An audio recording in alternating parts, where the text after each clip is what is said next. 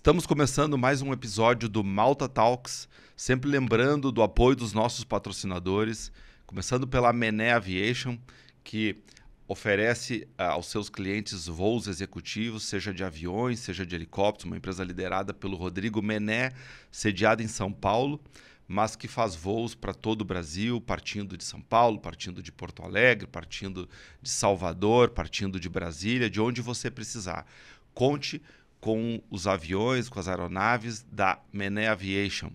Temos também a Malta Martins Gestão Tributária, temos a Mais Capital Securitizadora, que oferece investimentos a 150% do CDI, em tempos de uma Selic de 14,75, não é nada mal. Temos também hoje um novo patrocinador, que é a HJP Construtora, do nosso amigo Ricardo, uma empresa que se dedica a construções corporativas, uma empresa que atende aquele empresário que precisa construir uma nova unidade fabril, pode contar com a HJP, precisa construir um ente público, precisa construir um hospital, pode contar com a Mené pode contar com a HJP Construtora. É uma empresa que se dedica, como eu falei, a construções corporativas. E hoje temos um convidado, como diz o gaúcho, para lá de especial, que é o nosso senador Luiz Carlos Reis. Muito obrigado pela presença. Prazer, Leandro, estar com você e com seus telespectadores e internautas. Muito obrigado. Bom, eu vou mais adiante falar um pouco sobre a história do Luiz Carlos Reis, né, que hoje é nosso senador, um dos nossos 3 senadores do Estado. Mas eu queria começar de imediato falando um pouco sobre um assunto que é extremamente que é premente no Estado, que é a questão da securitização. Né? Nós tivemos aí na semana passada um tratoraço lá em Tio Hugo, os produtores rurais vêm trôpego já há alguns anos, aí nós vemos enfrentando hora é enchente, hora é seca, e o que as pessoas muito perguntam é: teremos uma securitização? Em que pé está esse processo? Há uma razão concreta para que os produtores rurais possam contar efetivamente com a securitização? Leandro, nos últimos 6 anos, 2020 para cá, nós tivemos 4 secas no Rio Grande do Sul, inclusive esse ano. Tivemos 2 enchentes no meio desse processo. Então, isso fez uma perda tremenda no bolso dos agricultores, que uma perda em torno de 150 bilhões de dólares nesses 5 anos de eventos climáticos adversos. Se eu pegar produtor, comércio, indústria, serviço, a arrecadação é 600 bilhões é o prejuízo que nós tivemos de todo o segmento do agro envolvendo comércio, indústria e serviço. Isso é quase um PIB do Rio Grande do Sul.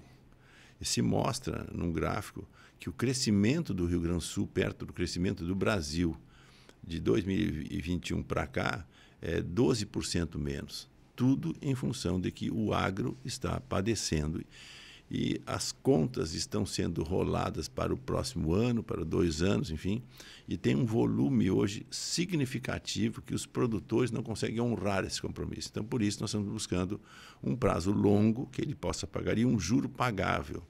Você falava de taxa Selic de 14,75%, tem gente pagando hoje 20%, 25% ao ano, né, dessa conta, e é impagável para uma agricultura que não tem um seguro adequado para garantir a sua safra.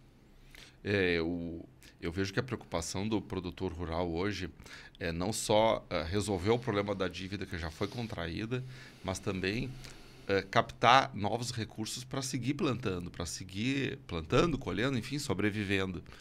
E esse é um grande dilema, porque ele sequer consegue resolver o problema do passado, que dirá garantir crédito para seguir a atividade rural. Hoje nós já temos problema nesta safra de inverno. Nós estamos na época de plantio do trigo, por exemplo, de plantio da canola, né?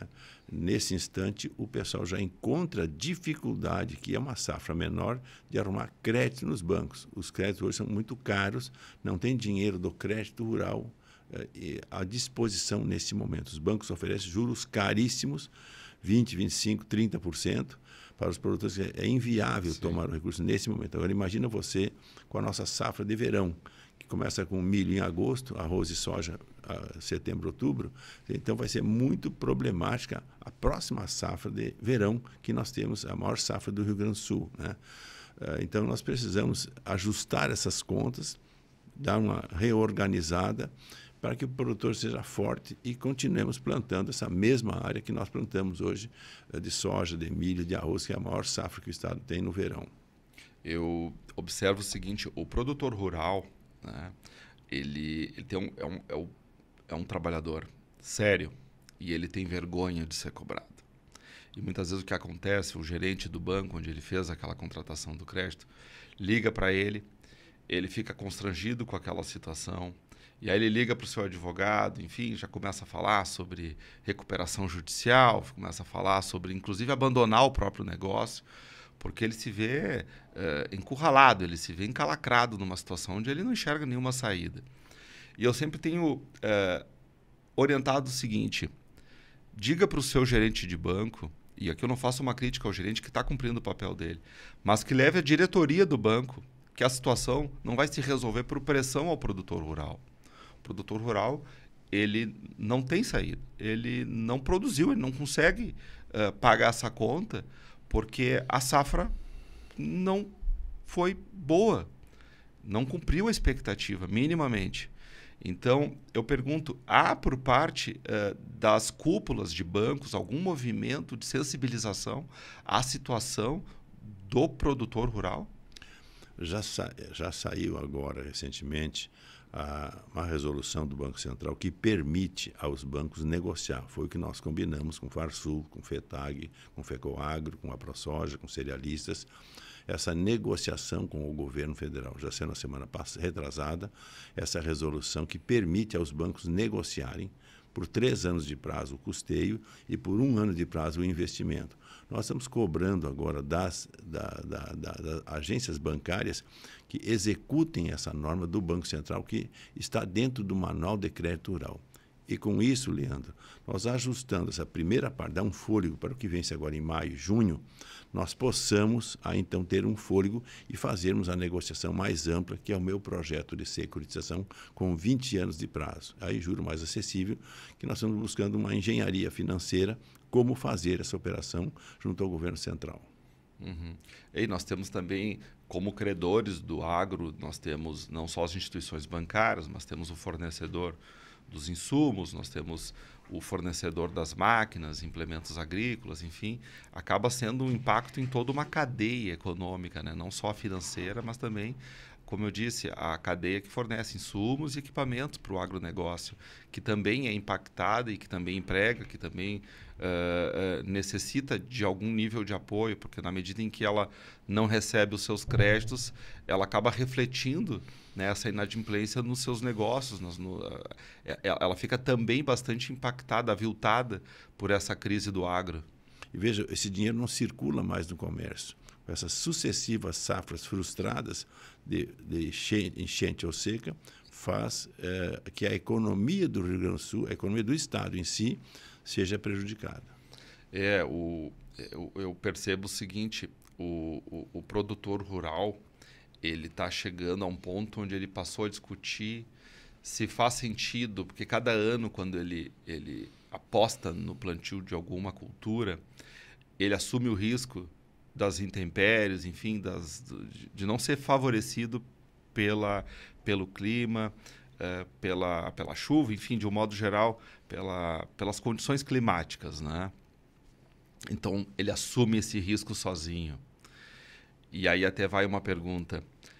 O Brasil, comparado a outras nações, ele investe quanto no agro? Poder público, ele assume com o produtor rural tanto quanto o risco, no caso, né? Ele assume o risco, tanto quanto outras nações. Não sei se há esse estudo por parte do seu gabinete, como, por exemplo, Estados Unidos, Japão, enfim.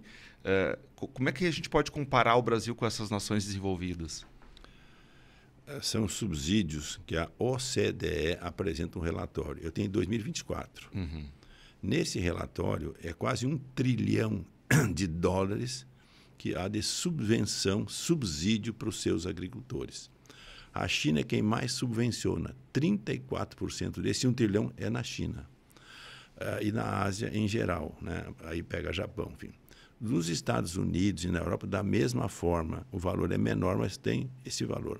Se eu pegar os Estados Unidos, que é o maior produtor mundial de alimentos, se eu pegar China, Japão e Europa, eu já tenho praticamente 80% dessa subvenção. Sabe quanto é que é no Brasil? 3%. 3%. 3%. E nós somos hoje um dos maiores produtores e maiores exportadores do mundo. Certo? E apenas 3% é subvenção, comparado com a China, que é 30%. O resto é risco do produtor. Direto, entendeu? O sistema de seguro nosso é insignificante. Ele garante 18 sacos de soja por hectare e o meu custo é quase 40, entendeu? Então, imagina, eu tenho a metade do meu custo garantido no seguro, quer dizer, não é seguro, certo? Então, esse é o processo que, por isso, se tivesse um seguro decente, completo, como é nos Estados Unidos, não tinha problema, ninguém estava fazendo protesto, estaria com as suas contas garantidas. Mas aí a gente vem enrolando esse assunto de 2020 para cá 5 vezes, entendeu? Então esse é o processo que o risco fica com o produtor. E nós temos questões climáticas de seca, com 4 secas em 6 anos, enchentes em uma enchente em 6 anos. Então isso, de uma certa forma, quem é que paga a conta? É o produtor. Então, aí o PIB do Estado está caindo em relação a outros estados que têm uma safra garantida e nós não temos uma safra garantida. O senhor é uma pessoa que viaja muito, um senador muito atuante no agro.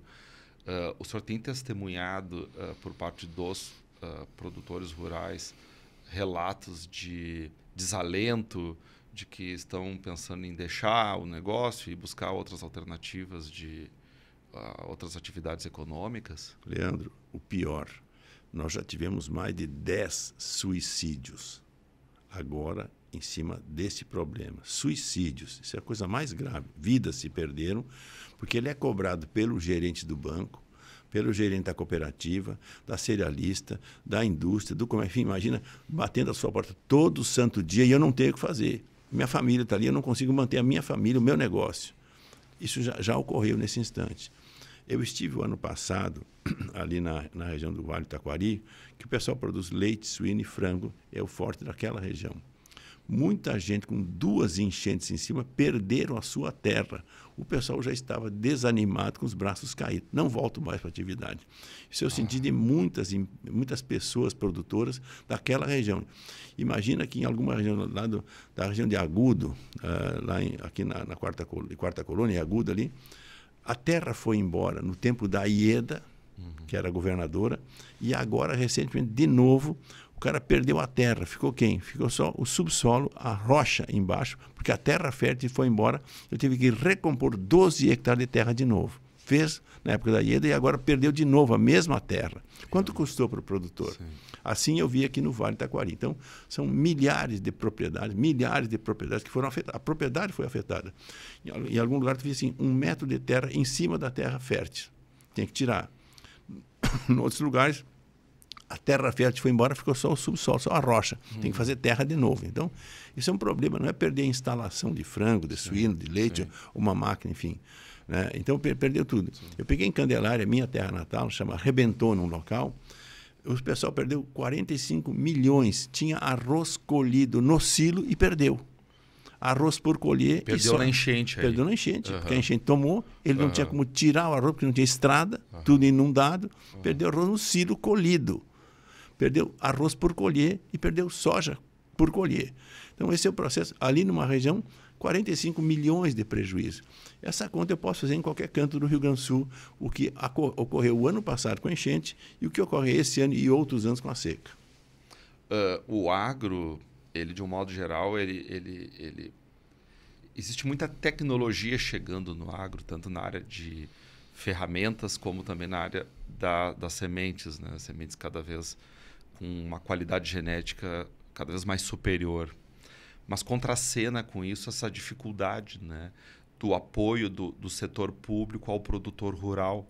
Quer dizer, nós poderíamos ter um agro muito mais pujante, né, por conta dessa tecnologia que chega no campo, mas, por outro lado, isso não acontece numa sinergia com o apoio do setor público, que é fundamental numa situação como essa, porque eu disse, tu vai precisar, sim, ser favorecido pelas condições climáticas, não há como negar. E se não for favorecido, que tu tenha, então, algum recurso, alguma alternativa, né? No caso de uma seca, que tu consiga fazer a irrigação, no caso de uma situação calamitosa, como foi do ano passado, que a gente tem o apoio financeiro, então muitos produtores perderam a safra, né? Então, safras que eram boas, mas que foram perdidas por conta da enchente, e é dinheiro que se perde e que não tem como recuperar ele no curto prazo. O produtor fica aviltado. É possível ainda ter alguma expectativa em relação ao poder público? E aí eu, obviamente, não falo do Senado, falo do atual governo, né? Seja federal, seja estadual. O senhor percebe alguma mobilização, uma preocupação em dar esse apoio para o agro, mas de uma forma mais definitiva, com uma política pública mais estável, não de socorro, mas pensando nos próximos 10, 20, 30 anos? Nós já estamos trabalhando com o ministro Favro, especificamente, 2 assuntos que vão prevenir muito a seca. Primeiro, chamado perfil de solo. Eu fazer um sistema de correção, não apenas na camada superficial de 10, 12, 15 centímetros, mas chegar a 40 centímetros de profundidade. A correção do solo, por exemplo, a 40 centímetros, a 20 centímetros, não apenas em 10, 12, 15 centímetros. Então, isso é um processo chamado perfil de solo, correção de solo e cobertura vegetal 365 dias por ano. Já trabalhamos uma proposta agora, né, com as entidades de classe, que a Embrapa de Passo Fundo já tem um trabalho nessa direção, a CCGL em Cruz Alta também nessa direção, e outros agentes de pesquisa já têm essa tecnologia que nós podemos implementar. Então, trabalhamos nesse instante com o ministro Favro uma linha de crédito para a safra 25, 26, que possa contemplar uns 10 anos de prazo e juro 4, 5% ao ano, aí é juro menor, que possa dar um fôlego e ele começar a arrumar o solo. Para nós é fundamental. E o segundo ponto, Leandro, é a questão da irrigação. Eu já comecei um projeto que nunca ninguém fez no estado, eu fiz, um competente geólogo e economista, Rogério Porto, que foi 3 vezes secretário de Estado, 3 professores da Universidade Federal do Rio Grande do Sul, e levantamos em 64 municípios das Missões, Noroeste e Planalto, que é uma região bem atingida pela seca, já estão demarcados 9.780 açudes, que vão irrigar em torno de 500 mil hectares. Isso é uma política pública que tem que acontecer. Sim. Eu faço água que sobra no inverno e causa enchentes do inverno e uso para poder fazer a cobertura da seca que eu tenho no verão. Certo? A água existe, né? Então, nesse sentido, já é um primeiro projeto que nós apresentamos. Eu custeei esse projeto com as prefeituras locais, com uma emenda parlamentar minha, R$1.100.000. Estamos entregando esse projeto e agora temos que executar os açudes, redes de luz e depois motor, bomba, cano que puxa essas águas, conduzam e fazer um sistema de aspersores ou irrigação por pivô ou irrigação por inundação, que já está acontecendo na soja, por exemplo, que o pessoal usa um sistema de irrigação semelhante ao que se faz no arroz, certo? Então, aqui são 2 saídas importantes que nós temos que acertar e já trabalhamos esse assunto com o governo federal para termos uma medida de impacto que comece a solucionar definitivamente. Nós temos água no estado. Vocês vêm encontrando apoio no governo federal? Sim.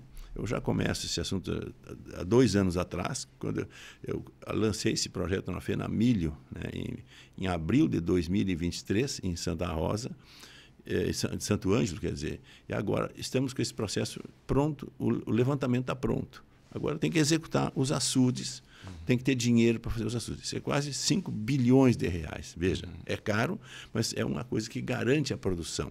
Aqui é um investimento produtivo que depende de recursos da iniciativa privada. São os produtores que vão fazer. E nessa mesma ideia, Uma empresa de carnes lá em Santa Rosa, a Alibem, e outra empresa de carne suína em São Luís Gonzaga, a Frigorífico Estrela, estão dispostas a bancar para os seus integrados, que é mais de 1.000 integrados. Eles me disseram assim, Heinz, nas propriedades dos nossos integrados, nós faremos um jeito de financiar, a troco de carne suína, os pivôs e as barragens e a luz que precisa para poder fazer esse processo. Bom, estou mostrando que tem saídas, Leandro. Então, para fazer irrigação, e tem saídas também para fazer correção de solo, perfil de solo, que é fundamental para nós termos uma agricultura moderna como o nosso estado merece. No que eu aproveito para mencionar nosso patrocinador, o frigorífico Sapé, que é lá de Venâncio Aires, uma região que foi bastante atingida pela enchente de maio de 24. Frigorífico Sapé, que tem Cortes Nobres, um frigorífico que é referência não só na região, mas em todo o estado, pela qualidade dos seus produtos. Aquela região de Venâncio Aires, a região do Vale do Taquari, bastante atingida pela enchente do ano passado. E queria conversar um pouco sobre isso. Como é que estão essas regiões um ano depois dessa calamidade que ocorreu? O que o senhor tem percorrido por essa região, ouvido os produtores? Como é que está o processo de recuperação desses municípios e dos respectivos produtores rurais que lá estão instalados? Duas situações. Com relação à recuperação das áreas, eu reorganizei, através da Emater, através das cooperativas e indústrias de carne do Vale do Taquari, ali mais de 3.000 propriedades rurais que já foram recuperadas por iniciativa das prefeituras, que nós trabalhamos, da Emater e das empresas de suíno, frango e leite que tem na região. Da mesma forma, no Vale do Rio Pardo, fizemos um trabalho em Candelária, minha terra natal, e na região ali, Vale do Sol, enfim, a recuperação de propriedades rurais com dinheiro que a ProSoja Brasil me deu. R$750 mil, a ProSoja do Mato Grosso enviou para o Rio Grande do Sul, o Irineu Horto, meu suplente, é presidente da ProSoja do Rio Grande do Sul, e as fumageiras, R$80 mil. Naquela região do Vale do Rio Pardo, nós recuperamos em torno de 200 propriedades rurais com dinheiro, 840 mil reais, quer dizer, não é bilhões. Assim nós fizemos também no Vale do Rio Jacuí, ali na Quarta Colônia e também na região de Agudo, naquela região. Ali também várias propriedades foram recuperadas. Recuperação de propriedades. Agora, o problema mais sério, Leandro, é a questão das enchentes na região metropolitana. Ah, sim. Então, naquele momento da enchente, eu estava de licença, mas nunca parei de trabalhar. Ali eu consegui descobrir, né, quando eu falava com o Piscinini, um amigo meu, que você conhece, o posto metropolitano, ali da uma rede de postos em Canoas e outros municípios. Era domingo à noite, 12 de maio, Dia das Mães. Eu digo, Piscinini, me dá um engenheiro que possa me brifar, me dizer o que eu posso fazer para ajudar Canoas, especificamente, ou qualquer outro município. Vai te ligar uma pessoa. Me liga Oscar Escher, 10 horas da noite, do dia 12 de maio. E o Oscar tinha sido presidente da Metroplan no governo Tarso Genro, com o secretário de obras, Luiz Carlos Busato. Ele disse, senador, nós temos 5 projetos parados desde 2012, 13, 14, que é a solução para Porto Alegre, toda a região metropolitana, todo o Vale dos Sinos e também o Vale do Caí. Só não temos projeto para o Vale do Taquari. Tá bom, mas vamos pegar o que nós já temos na mão. E enquanto o governador Eduardo Leite buscava holandês para a solução, veja que nós já tínhamos 4 empresas gaúchas. Sim, a solução estava aqui. Claro que já estavam com esses projetos na mão, parados há 7 anos. O que eu fiz? Conversei com as 4 empresas, foi dia 12, dia 13 conversei com as empresas e pedi a elas, são 4 gaúchas, a Encop, a STE Engenharia, a Magma Engenharia e a Engie Plus. Me atualizem os orçamentos de 2012, 13, 14, me atualizem a cota que vocês usaram naquela época e a cota de 2024 e eu quero saber o valor. Dia 14, 15, o Lula esteve no Rio Grande do Sul. E o Rui Costa, e eu fui lá com o Melo nessa reunião. Estava fechada o trânsito na região metropolitana de Porto Alegre, e fomos naquele corredor, chegamos lá. O corredor humanitário. Corredor humanitário. E eu disse, Rui Costa, eu tenho projetos parados desde o tempo da Dilma e do Tarso. Resumo da história. Diz assim, se você tem o projeto, me atualiza e nós vamos conseguir dinheiro. Ponto. Setembro, foi autorizado um convênio da União com o Estado para garantir os recursos. E efetivamente aconteceu em dezembro, quando... Você está falando de setembro de 24. De 24.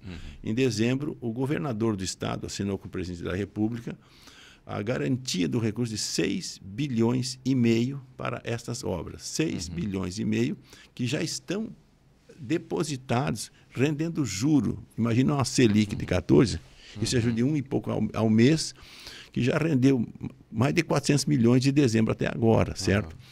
Só que até agora nada aconteceu. Quem são depositados é à disposição do governo do Estado do Rio Grande do Sul. O que acontece? Quais são os projetos especificamente? Nós temos um chamado Arroio Feijó. Esse Arroio Feijó pega toda a zona norte de Porto Alegre e o município de Alvorada. Ali são 2,5 bilhões à disposição.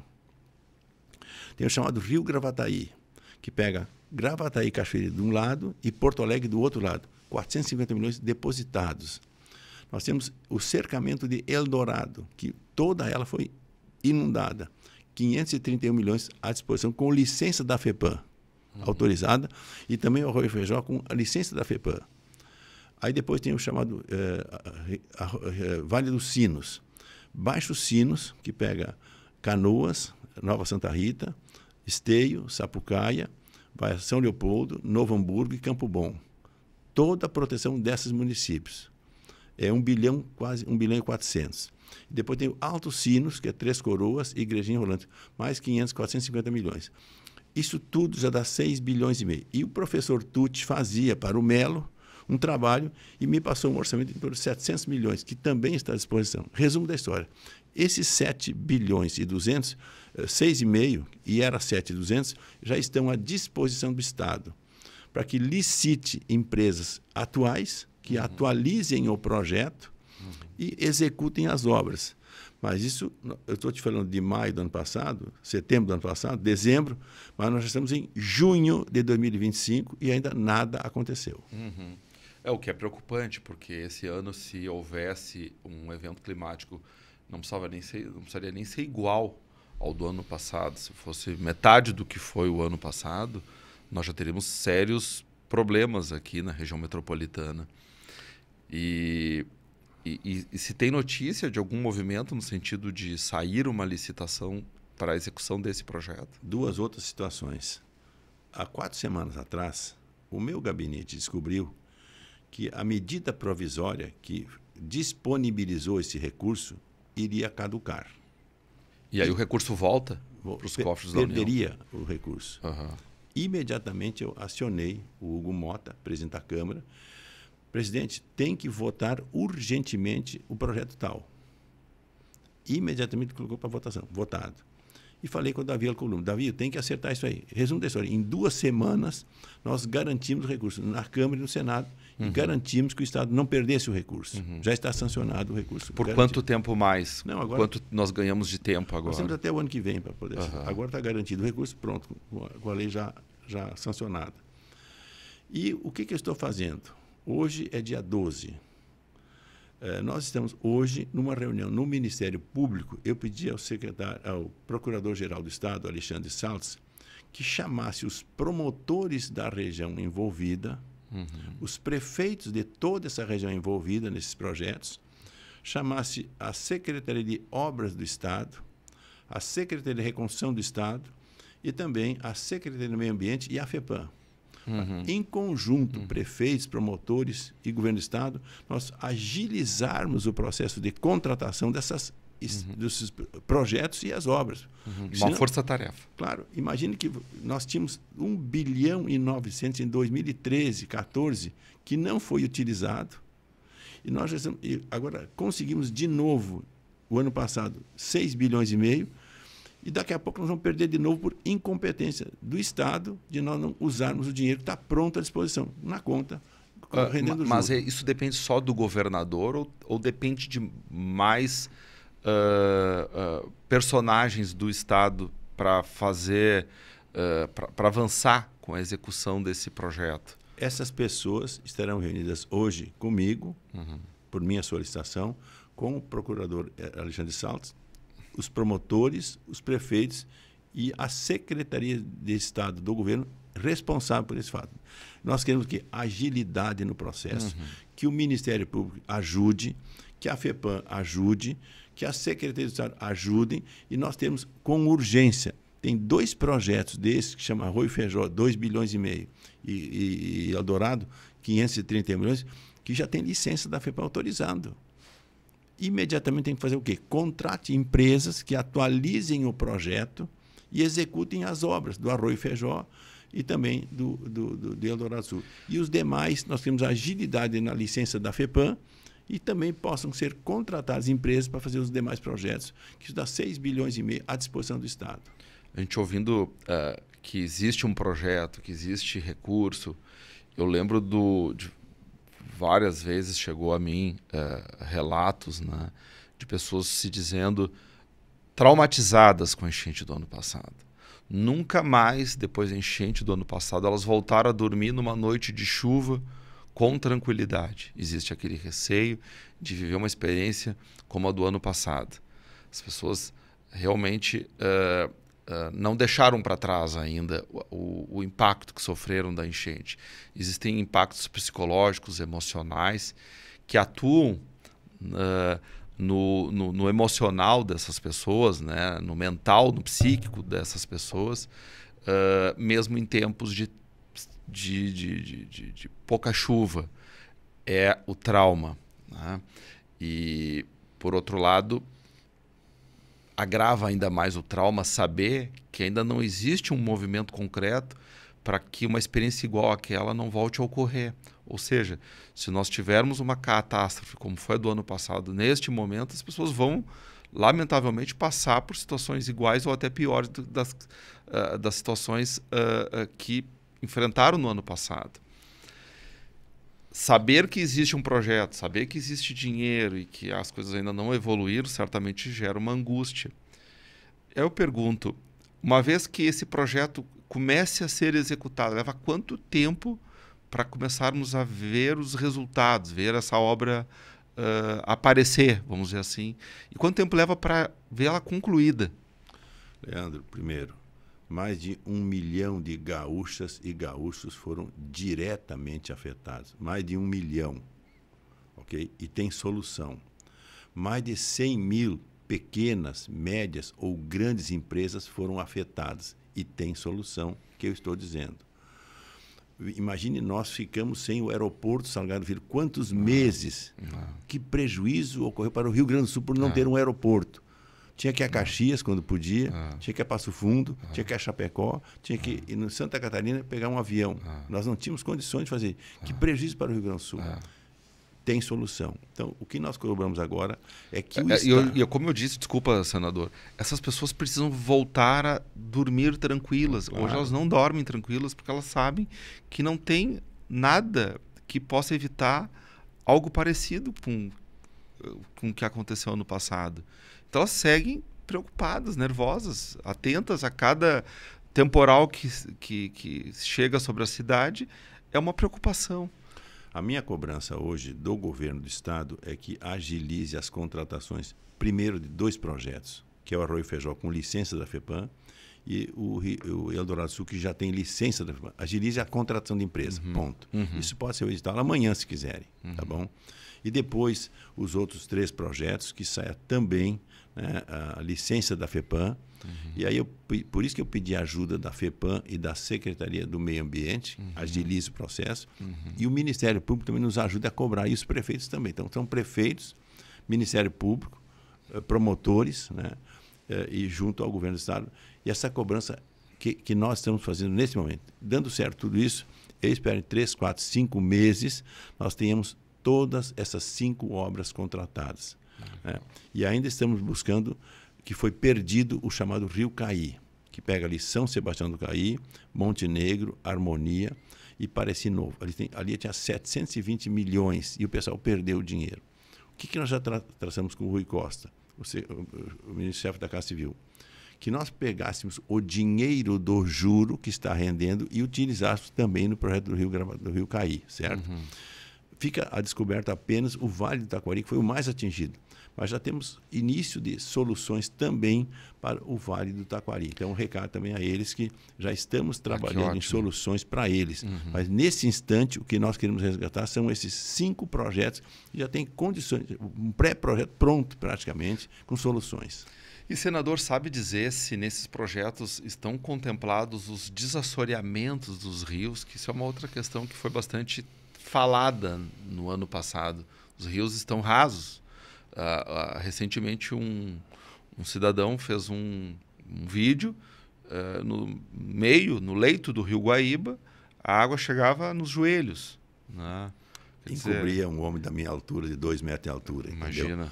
E hoje está 40, 50 centímetros. Hoje tu atravessa sem molhar a cintura o rio Guaíba, dependendo do trecho ali. Claro, existe um canal ali, enfim, onde ainda passam as embarcações, mas em relação à largura total do rio ainda é muito pouco, né? Quer dizer, a água hoje, ela, para dar vazão, ela busca as laterais do rio. Ela não tem mais um leito profundo para que ela passe tranquilamente em direção à sua foz, sem comprometer as margens, né? Que tem cidades, que tem casas, enfim.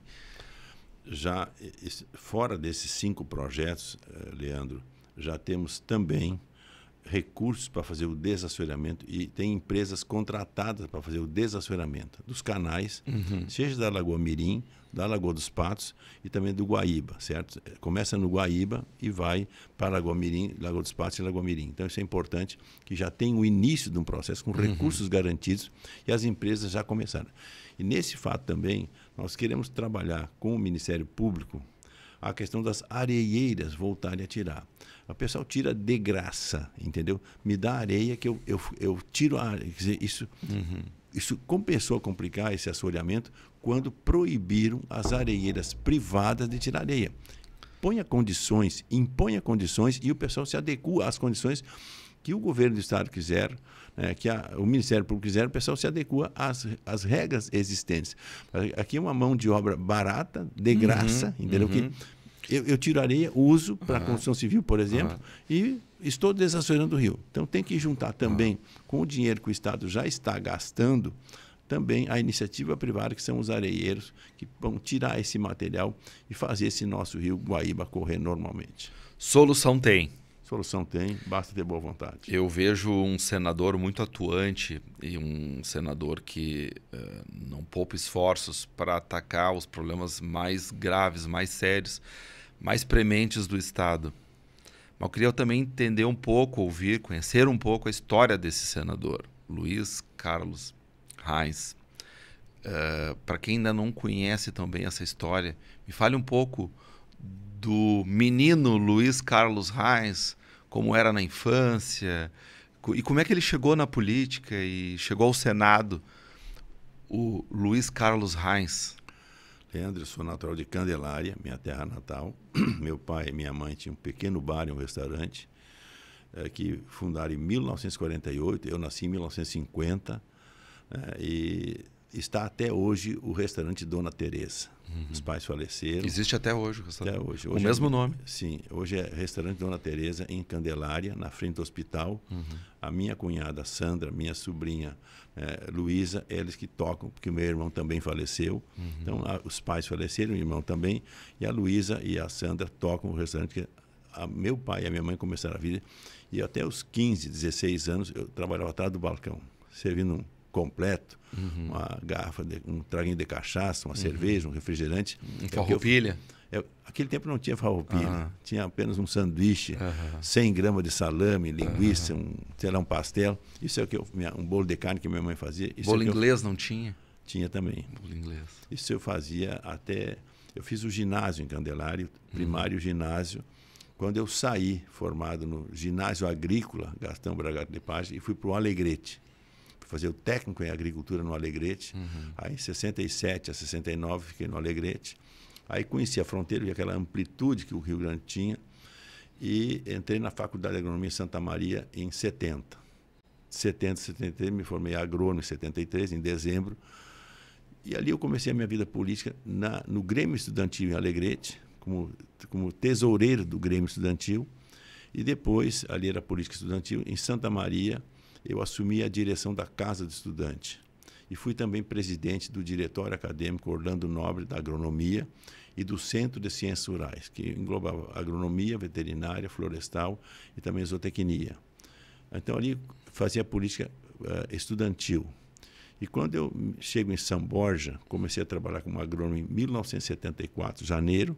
Estou lá hoje, até hoje, são 45, 46, 52 anos que eu estou em São Borja, que eu me radiquei como agrônomo, fazendo um escritório de planejamento, e depois virei produtor lá nos anos 80. Né? Então, fiquei lá 7, 8 anos com o escritório, e hoje, com muito orgulho, sou um agrônomo, um técnico agrícola, e também um produtor rural em São Borja. E lá produz o quê? Soja, arroz? Tem soja, arroz, trigo, milho e gado. Essa é a minha atividade na minha propriedade com a dona Sandra, minha esposa.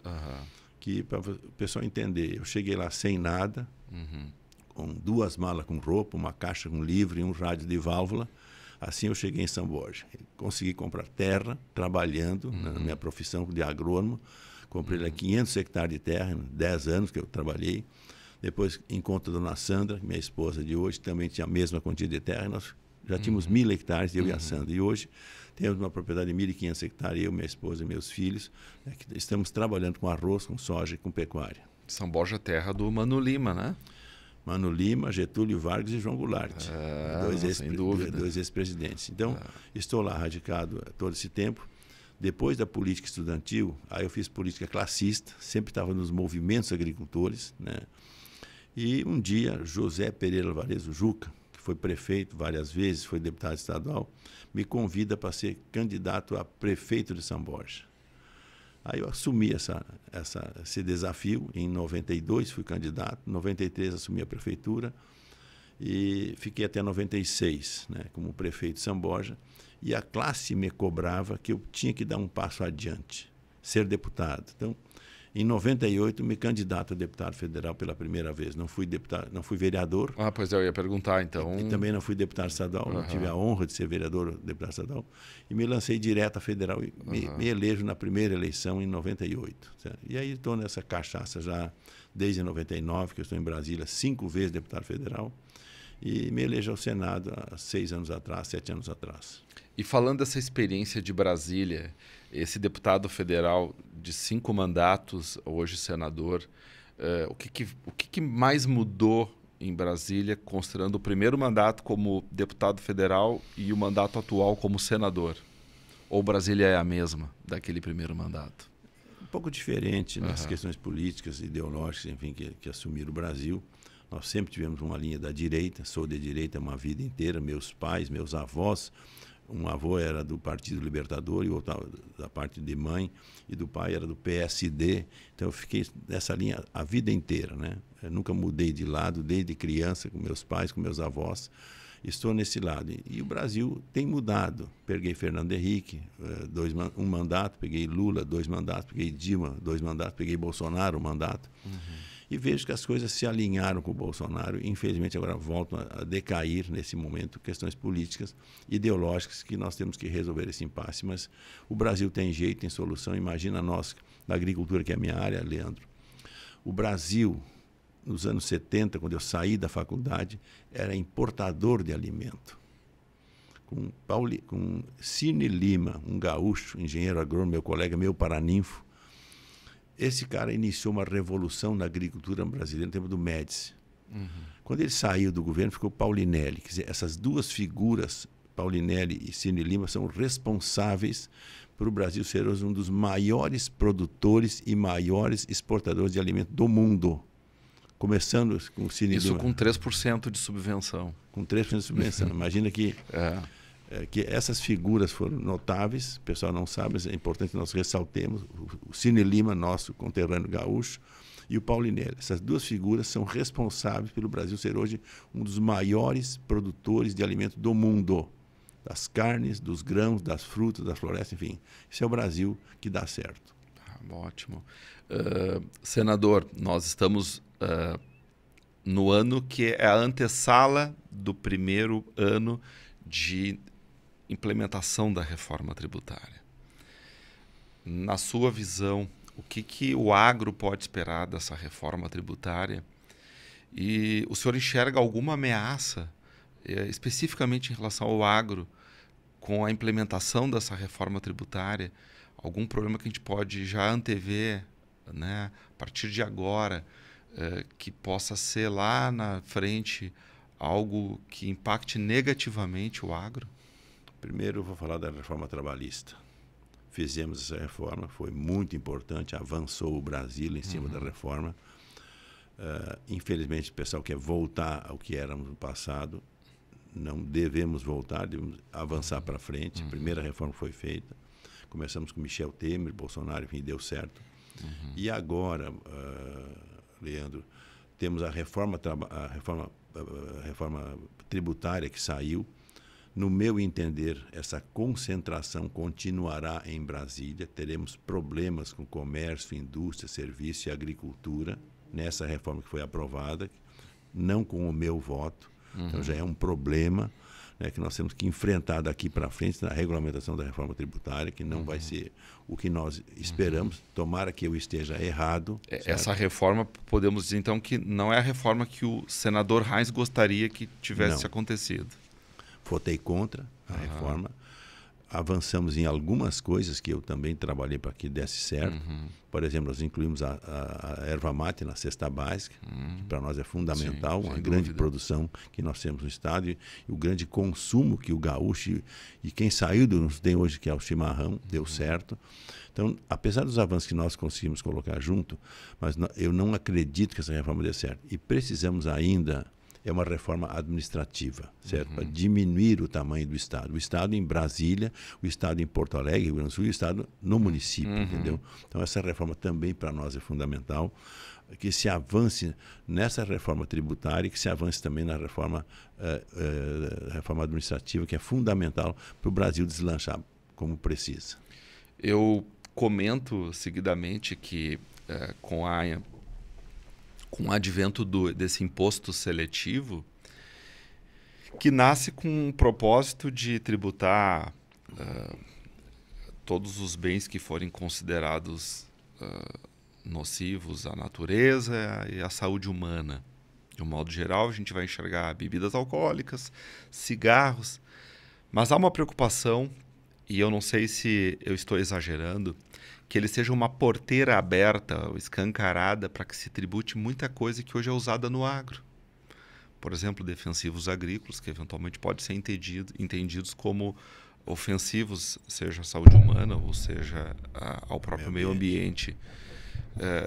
Isso lhe preocupa também? A Frente Parlamentar da Agricultura, da qual eu já fui presidente, nós fizemos um trabalho com a frente e conseguimos segurar muita coisa que prejudicaria o agro. Como eu já falei no início, nós não temos subsídio como os americanos, europeus e asiáticos têm, né? E não podemos também onerar mais ainda, porque na questão da agricultura, para que você entenda e quem nos acompanha possa entender, são meia dúzia de empresas no mundo inteiro que dominam fertilizantes, defensivos, máquinas, peças, combustíveis, por exemplo, certo? E produtores, nós temos milhões. Então, nós temos pouca força e temos que nos organizar para isso. Então, não podemos ter um custo muito excessivo, como já está acontecendo agora, certo? Eu comecei a trabalhar com agrônomo nos anos 70, como falei, era uma outra realidade. Você colhia 20 sacos de soja por hectare, 20 sacos de trigo por hectare, colhia lá 150 sacos de arroz por quadra, entortava de ganhar dinheiro, ganhava dinheiro, um custo bem mais baixo, entendeu? E o dinheiro e o produto valia naquela ocasião. Hoje, colhendo lá 300 sacos por quadra de arroz, 50, 60, 70 sacos de soja ou de trigo por hectare, você não paga as contas. E tem o risco que nós temos hoje, porque os custos subiram mais do que os preços. Então, se nós onerarmos mais impostos ainda para a agricultura, nós estamos matando a galinha de ovos de ouro do Brasil, que representa mais de 40% dos empregos diretos e indiretos do Brasil. Então, não podemos matar um setor que é fundamental para a nossa economia. O senhor é um homem público, talvez no Brasil sejam poucos que tenham o conhecimento que o senhor tem a respeito do agro. E aí eu lhe pergunto, o agro é uma causa perdida no Brasil ou vale a pena continuar lutando por ela? É o que sustenta o Brasil hoje. Sustenta a minha cidade, São Borja, meu município, sustenta o Rio Grande do Sul e sustenta o Brasil. E nós seremos, escreva, se não nos atrapalharem, a maior nação agrícola do planeta. Agora teremos a COP em Belém. Não podemos deixar que os ambientalistas nos norteiem a situação. Eu não sou contra o meio ambiente, porque trabalhei no Código Florestal, que começamos em 2001, votamos com a Dilma em 2012, 13. É a lei mais completa do mundo. Quando as ONGs nos apertavam, diziam assim, façam na Europa o que vocês fizeram aqui no Brasil, façam nos Estados Unidos. Ninguém faz. Agora, exige que nós façamos.